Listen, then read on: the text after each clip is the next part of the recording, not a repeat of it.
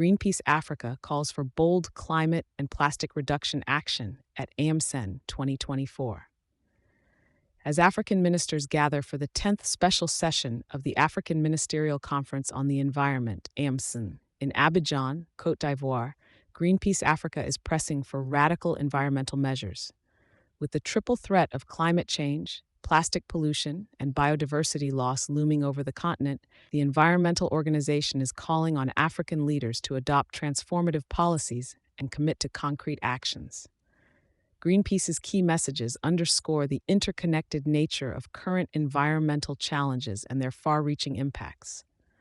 Helen Dina, Pan-African Plastics lead at Greenpeace Africa, emphasized the significance of plastic pollution's contribution to greenhouse gas emissions, which intensify issues such as desertification and drought. She advocates for a global plastics treaty that necessitates a drastic 75% reduction in plastic production by 2040 to maintain global warming within the 1.5 degrees Celsius target and preserve the environment for subsequent generations. Sustainable replacements, refill and reuse systems, and a just transition that foregrounds frontline communities were among the strategies Dina highlighted that African leaders should promote. Stella Chukep, a forest campaigner with Greenpeace Africa, pointed out that land degradation, climate change, and desertification are ravaging the continent, adversely affecting land productivity, ecosystems, and biodiversity. Rural populations, indigenous peoples, and vulnerable groups often bear the brunt of these environmental crises. The development policies enacted across the continent, often influenced by colonial legacies, contribute to these issues. Chukep called on the assembled ministers to prioritize solutions that concurrently safeguard biodiversity and respect the rights of communities that have historically preserved forests.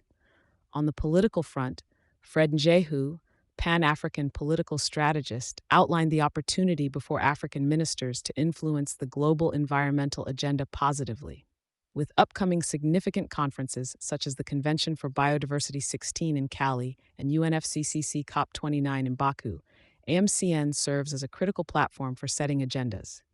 Jehu delineated key focus areas, including deliberation on a new collective and quantified goal on finance, NCQG, to tackle climate loss, damage, mitigation, and the ever-increasing need for adaptation in Africa.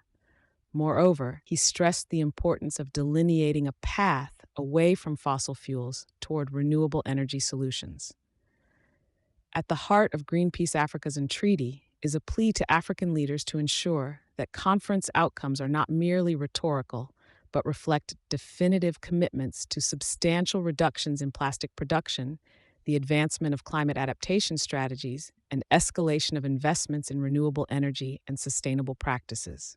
These commitments could propel the continent toward a more sustainable future, in line with the AMCEN 2024 theme. Thank you for choosing Satori News.